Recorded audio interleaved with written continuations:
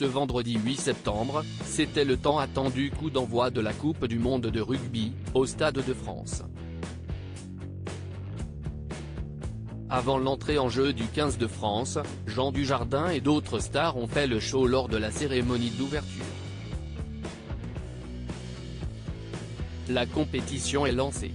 Après de longs mois d'attente, la Coupe du monde de rugby a démarré, ce vendredi 8 septembre, au Stade de France. Et pour ce premier choc du mondial, Antoine Dupont et les autres joueurs du 15 de France ont affronté sur le terrain les très redoutés All Blacks. Mais les tricolores ne se sont pas laissés impressionner par l'équipe néo-zélandaise. Et ils ont eu raison. À l'issue de ce match d'ouverture, les Bleus ont remporté la victoire, sur le très beau score de 27-13.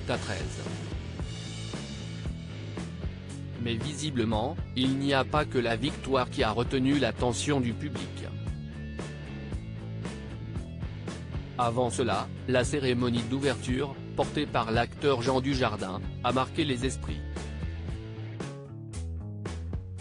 Un parterre de stars au Stade de France. Si Jean Dujardin était la vedette de cette cérémonie d'ouverture du mondial, l'acteur oscarisé n'était pas seul à participer à cette mise en scène, pensée par Olivier Ferracci et Nora Mattei, qui avait pour objectif de mettre en avant ce que la France fait de mieux.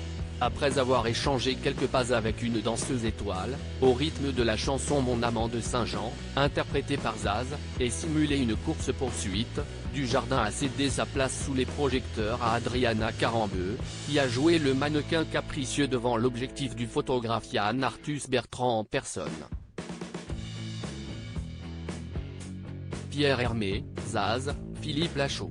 Ces stars qui ont participé à la cérémonie d'ouverture, tous les moyens sont bons pour tenter de récupérer le bibi envolé d'Adriana Carambeu. Deux équipes, dont l'une, dirigée par Jean Dujardin, se sont donc affrontées dans une mêlée, arbitrée par Philippe Lachaud. Ainsi, Dujardin, alias Jean-Mich, s'est envolé, à la poursuite de ce couvre-chef aux allures de ballon ovale, jusqu'au sommet, d'une réplique, de la Tour Eiffel, qui a laissé place à une représentation du trophée Webb Ellis. À l'issue de cette victoire, c'est l'esprit collectif du rugby qui a été célébré par les 44 artistes et les 240 bénévoles qui ont rendu cette impressionnante scénographie possible.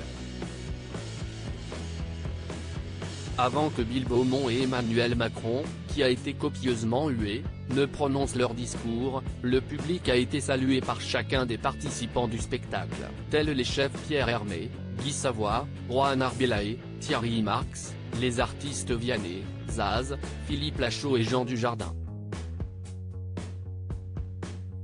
Certes, le show a été largement critiqué sur les réseaux sociaux, et ce avant même le début de la cérémonie, mais le moins qu'on puisse dire, si est qu'il y avait du beau monde. Article écrit avec la collaboration de 6 médias.